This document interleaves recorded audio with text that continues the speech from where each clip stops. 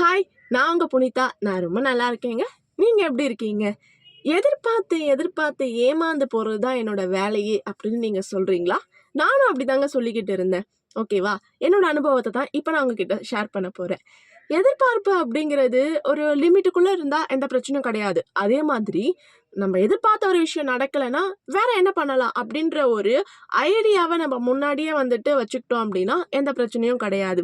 ஆனா எதிர்பார்த்து அது நடக்கல அப்படின்னா, நம்ம உடைஞ்சு போறோம் இல்லையா? அங்க தான் பிரச்சனையே இருக்கு. ஏன்னா, நம்மளோட முழு நம்பிக்கையே வந்து குறைஞ்சு போகுது. முதல் விஷயம் என்னன்னா, நாம நம்மள நம்புறதே கிடையாதுங்க.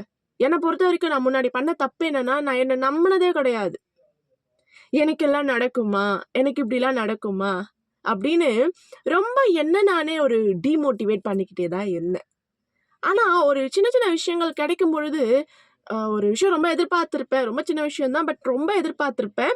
அது எனக்கு கிடைச்சதுக்கு அப்புறமா எனக்கு தோணுச்சு, இது நமக்கு இப்ப கிடைச்சிடுச்சு. ஆனா, இது கிடைச்சதுக்கான அந்த சந்தோஷத்த நான் இன்னும் முழுசா அனுபவிக்கவே இல்ல.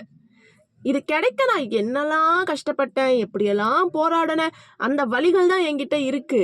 அந்த பொருள் என்கிட்ட கிடைச்சும் நான் அத வந்து முழு மனசோட அனுபவிக்கவே இல்ல. அப்ப நான் என்ன பண்ணணும்னா, என்னோட எதிர்பார்ப்பையே நான் சந்தோஷமா மாத்தணும். ஒரு நம்பிக்கையோட அத நான் வந்து செயல்படுத்தணும். நான் நம்பவே இல்ல. அந்த பொருள் எனக்கு கிடைக்கும்னு நான் நம்பவே இல்ல. ஆனா கிடைக்கணும்னு ஆசைப்பட்டுக்கிட்டு இருந்தேன். கிடைக்குமா, கிடைக்குமா, கிடைக்குமா அப்டின்ட்டு. கஷ்டமா தானே இருக்கும் அப்பல்லாம். பட் கிடைச்சதுக்கு அப்புறமா, ச்சே நான் ஆசைப்பட்டேன். எனக்கு கிடைச்சிருச்சுப்பா அப்படின்னு சந்தோஷத்த அனுபவிக்காம, அப்பாடா இப்பயாச்சும் கிடைச்சதே. இதுக்காக நான் எவ்வளோ கஷ்டப்பட்டேன். அப்படிதான் தோணுது. புரியுதுங்களா? அப்ப என்ன பண்ணணும்? எதிர்பார்க்கும் பொழுதே ஒரு சந்தோஷத்தோட நம்ம அத எதிர்பார்க்கணும். அது கிடைச்சதுக்கு அப்புறமா முழு சந்தோஷம் நமக்கு கிடைக்கும். ஸோ இதுதான் நான் சொல்ல வரேன். நான் யோசிச்சேன். இது எனக்கு கிடைச்சிருச்சு. நான் அப்ப சந்தோஷமாவே இருந்திருக்கலாம்ல.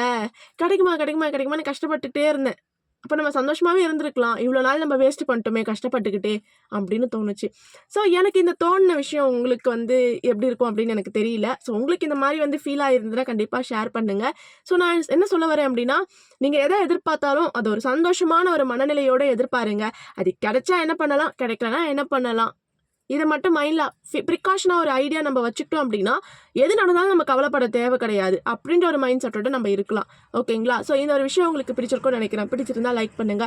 உங்க கருத்து என்ன? கமெண்ட் பண்ணுங்க. முடிஞ்சா சப்ஸ்கிரைப் பண்ணுங்க. Thank you.